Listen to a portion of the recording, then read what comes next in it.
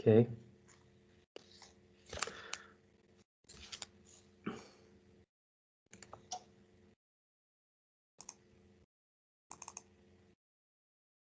And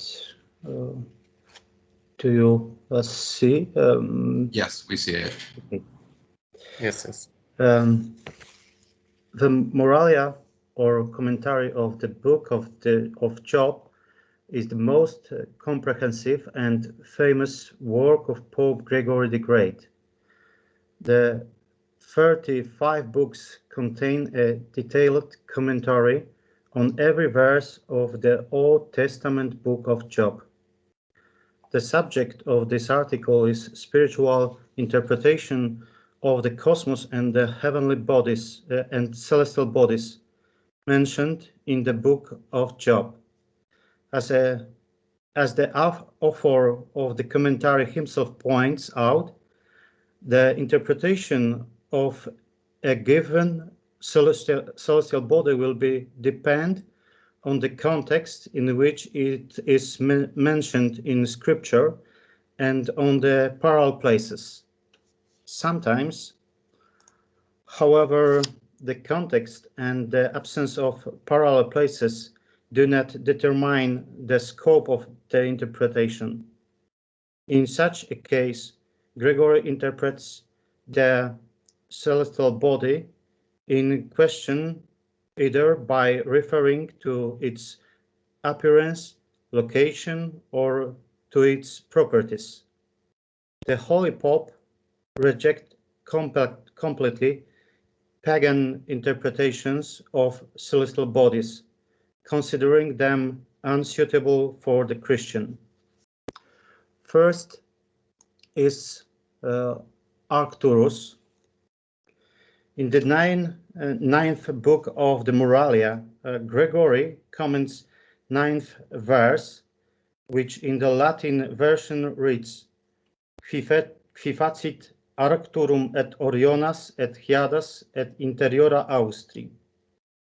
In the first place, it is necessary to consider what the Holy Pope understands by the name Arcturus, since, as it appears, he understands by this name something different from the other ancient authors.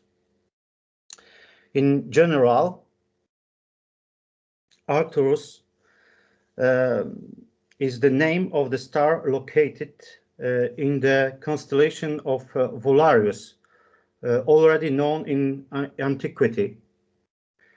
However, analyzing the way Gregory the Great describes Arcturus, it must be concluded that it is not the name of the star located in the constellation of Volarius, but a term referring to the Big Dipper, which in turn is part of the constellation called the Great Bear.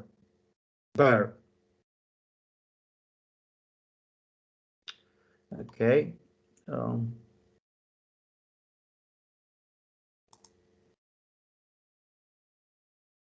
Just a moment. Okay. As I mentioned above, the Big Dipper is composed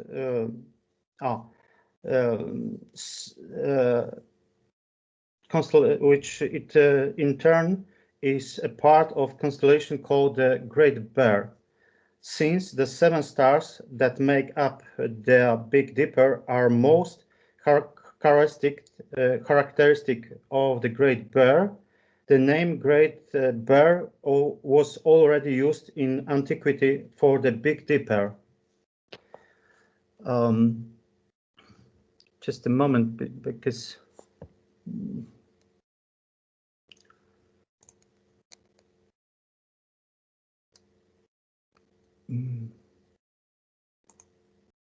okay.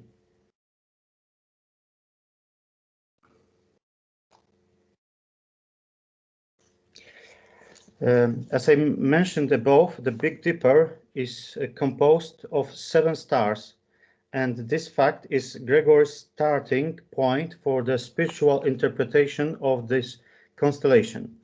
Thus, it is a symbol of the universal church, in which the Holy Spirit is present with the seven gifts.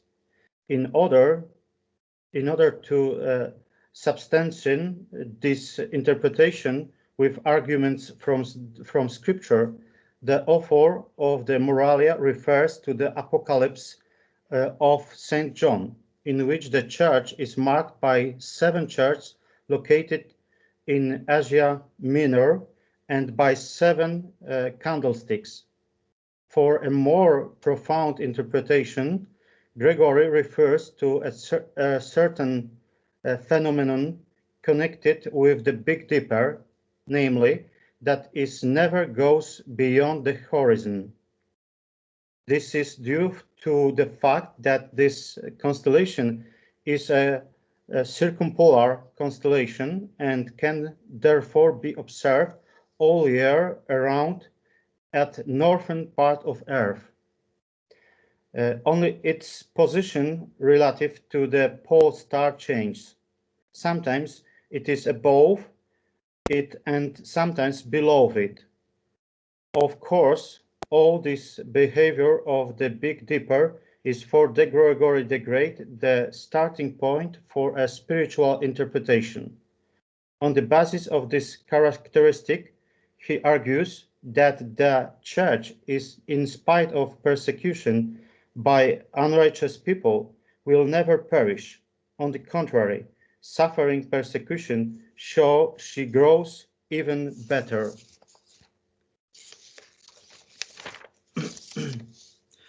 In the 27th book, Gregory comments, in the 27th book in the 27th book, Gregory comment 9th verse, which reads, ab interioribus egreditur tempestas et ab Arturo frigus.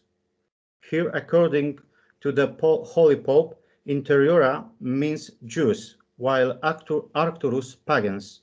This interpretation of Arcturus is connected with the northern position of this constellation. Gregory is in this connection asserts that as the northern parts of the globe are deprived of the warmth of the sun and therefore remain under the influence of frost, so also the pagans were deprived of the light of faith symbolized by the sun, and because of this ignorance they persecuted Jesus Christ and later the Christians. In the other interpretation, Gregory takes into account that the Big Dipper, revolving around the northern axis of the sky, has once in the upper part the 3 stars and once the 4 stars and once the 4 stars. It should also be noted that the 3 stars are a symbol of Holy Trinity, and the 4 stars are a symbol of 4 cardinal virtues. Thus, according to the author of the Moralia, the Church, symbolized by the Big Dipper, must at one time proclaim to not-believers the ineffectiveness of their good actions with regard to salvation, and emphasize the necessity of faith in the Trinity, and at another time must proclaim to believers that their faith in the Trinity is dead if it is not followed by the good action. Orion, like the earlier authors, Gregory is convinced that the appearance of Orion causes storms and sea and on the land. This phenomenon is the starting point for a symbolic interpretation of the appearance of Orion stars. For the Bishop of Rome, this constellation is a symbol of martyrs, just as the appearance of Orion in the skies causes, in Gregory's view, winter storms, so the appearance in this world of martyrs and their courageous testimony of fidelity to the gospel causes persecution on the part of unbelievers. Okay. Next is Hyades. Hyades is an open star cluster in the constellation of Taurus, which resembles the letter V in appearance. Gregory, like Cicero, Ovid, and Pliny, states that the Hyades take their name from the Greek word hietos, which means rain. He further states that the Hyades appear in the sky when the sun enters the sign of Taurus, that is, with the onset of spring. Gregory, referring to earlier authors, is convinced that the appearance of Hyades causes rain. This fact and the appearance of this cluster of stars in spring is the starting point for the symbolic interpretation. For the Bishop of Rome, the Hyades are a symbol of teachers, doctores, of the Christian faith who appeared in the church after the martyrs. In the view of the Holy Pope, the cessation of persecution against the church, symbolized by winter, is like the coming of spring, that is, a period in which the church could preach the gospel without hindrance. Certainly, the Pope is referring here to the time when the Edict of Milan was used, freeing the Christian religion from persecution. And next is Pleiades. The Pleiades are the open cluster of stars in the sky in the constellation of Taurus. Gregory derives their name from the Greek words pleistos, numerous. Isidore of the Sevilla does the same in his etymologies, adding that their appearance in the sky gives the signal to start sailing, playing on the sea. For Gregory, the Pleiades, by virtue of the fact that there are 7 of them and they shine with the same radiance, although they are at a distance from each other, are a symbol of holy men who, although they live in different times, shine with the same radiance of holiness. Next is this is Pleiades. Next is Sun. The sun in Moralia is interpreted by Gregory in different ways. He himself admits that it all depends on the context in which it occurs. This is best shown in 34th book, where he reads that the sun can signify Christ, Dominus, persecution, persecutio, et manifestation of a vision, ostensio manifeste visionis, or the intelligence of wise men, intelligentia sapientium. Next is the dawn and the evening star. In the 29th book of Job, the Holy Pope mentions the dawn, Lucifer, and the evening star, Vesperum. The dawn is the evening star is a fact, the celestial body, that is the planet Venus, as seen by the ancients. It is very bright, distinctive, and already known to the ancient object in the sky. Pagan writers were already aware that it was the same object. For Gregory, the dawn star is the symbol of Christ, while the evening star is a symbol of Antichrist. At this point, it should be recalled that that for Gregory, as for the other church fathers, the side of the world had their own significance.